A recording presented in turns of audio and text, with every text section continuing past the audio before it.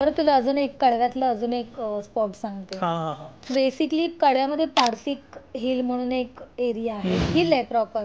तिथे एक सेलिब्रिटी जुन्या काळातली आहे, एकदम जुनी पण नाही पण बऱ्यापैकी जुन्या काळातला एक सेलिब्रिटीचा एक बंगला आहे. तो पारसिक हिलला म्हणजे कळवा आणि मुंब्र्याच्या मध्ये.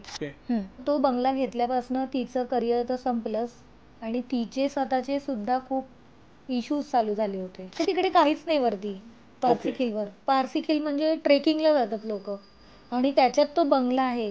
Can you believe? अच्छा.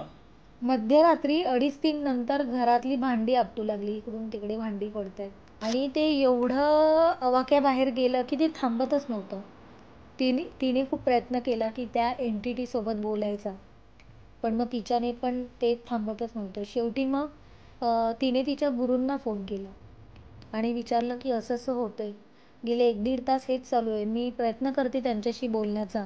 नंतर मग कम्युनिकेशन झालं. तर एक आई आणि मुलाची आत्मा त्या वाड्यामध्ये कैद आहे. अच्छा.